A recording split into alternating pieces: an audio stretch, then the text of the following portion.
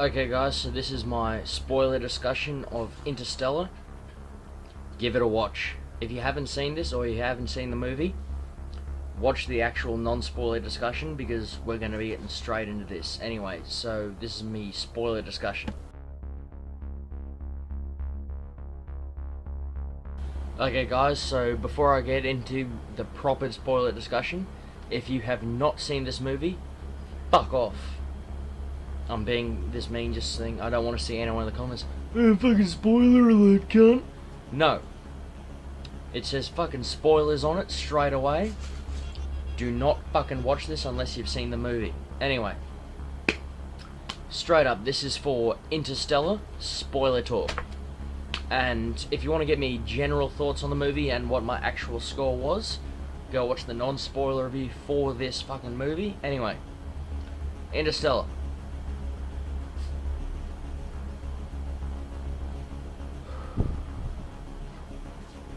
I love this movie,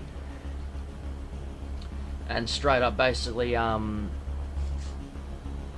given my basic plot synopsis of the movie in my non-spoiler review, so I'll get straight into the spoiler things that people would want to have a chat about. And my biggest problem of the movie, like I never call this a perfect movie, but I love it anyway, the fact that the people from the future caught McConaughey in the black hole and sent him to tell Jessica Chastain on how to discover the solution on how to discover interstellar travel for the whole world.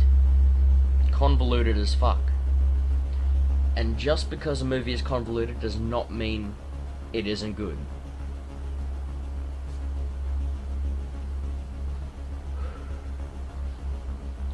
But I have a big problem with it just because of the fact that, you know, McConaughey sacrifices himself so Anne Hathaway can continue on with the mission. So McConaughey and the robot can skim, or at least can try and send themselves through the black hole, or try to skim along it to travel themselves back in time to try and communicate. I thought, okay, that's going to be interesting to see them skim along the side of it and just see how far back in time or how forward in time they go. But for them to fall directly into it, and the people of the future actually manage to grab him and send him back to the specific time in his daughter's bedroom. Because at the start of the movie, his daughter, when she's still young, has this ghost who gets these Morse code messages who tells her / Matthew McConaughey to stay. It kind of makes sense, but it doesn't fucking explain it. Like, I like the fact that they actually tried to use the whole time paradox thing to explain just how she got the messages and all that sort of shit, but it just doesn't get into it strong enough where it actually makes complete sense. Can't. Yeah, it doesn't get into it complete sense, and I'll basically say this: every time travel movie has problems with this. Days of Future Past, X-Men that I loved had problems with this. Back to the Future, Terminator, it all had these time paradox problems, but for some reason this movie is being treated especially harsh because of it.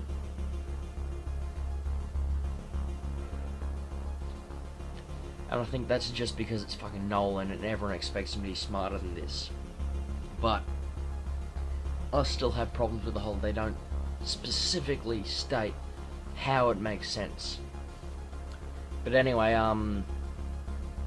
moving on from that, I'm gonna get into my problems with the spoiler discussion before I get into what I love about it. The second problem I have with it is the fact that it just seems with every action / sci-fi / mainstream movie that comes out nowadays, it loves to wrap itself in a nice, neat little bow. And I think Nolan did this with The Dark Knight, where, you know, Bruce Wayne survives and goes to live with Selena Kyle, where it would have been that much more dramatic.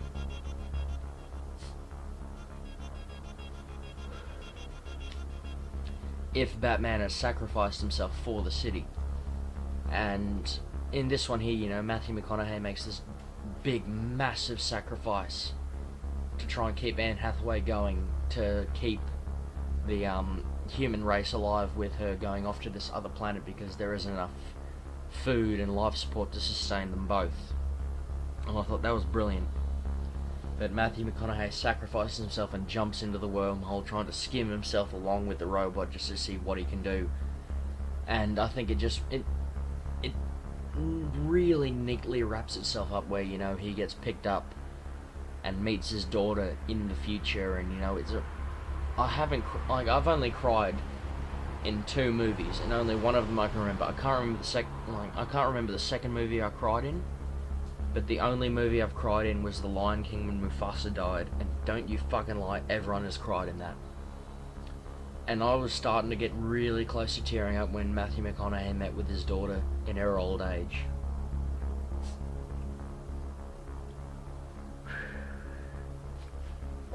And that got me fucking close to tears just because of how emotional it was. Like, this is dead set the funniest / emotional movie Nolan has done, because there is a lot of funny shit in it with the robot being sarcastic and all of that sort of shit, and, you know, there's a lot of emotional stuff that happens in this movie.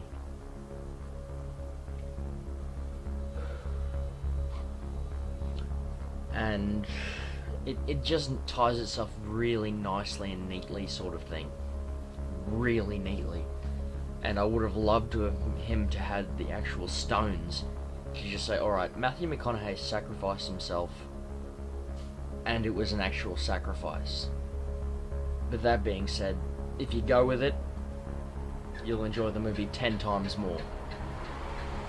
But second thing I want to talk about is the actual quality of actor that has the smallest roles in this movie. Like, Nolan managed to get Casey Affleck and fucking the guy from that 70s show, Topher Grace, who actually was really decent in this movie. He's actually trying to get himself to be a serious actor.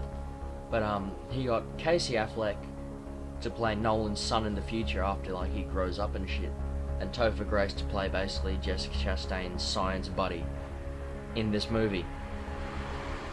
And they played it really well. Like, they're great, talented actors. Especially Topher Grace, he's come a long way since Spider-Man 3. And, talented as fuck, and they play these minor roles.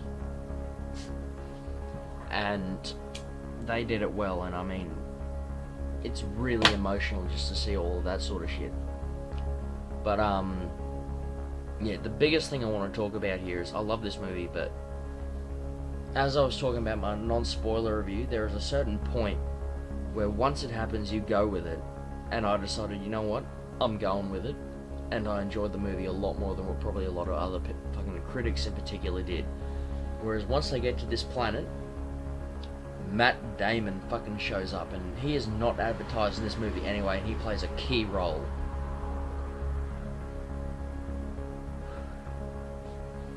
And he plays this Dr. Mann, who is considered the best and brightest of the astronauts who went off early on to go discover these planets and systems in the black hole. And he finds this planet, and all of his fucking data that he sends to the crew to say, no, this planet is inhabitable, come fucking live here, turns out is bullshit, because he couldn't find shit, and he sent this message out to try and bring people there so that he can get off that fucking hellhole of a planet.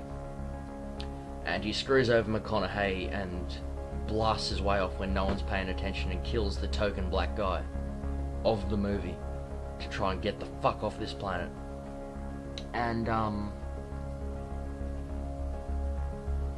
it's great suspense, great action, but yeah, like, once Matt Damon show up, holy fuck, what the fuck is he doing in this? Why is he not a main fucking attraction of this? It's Matt fucking Damon. He is an A-list fucking actor. And basically,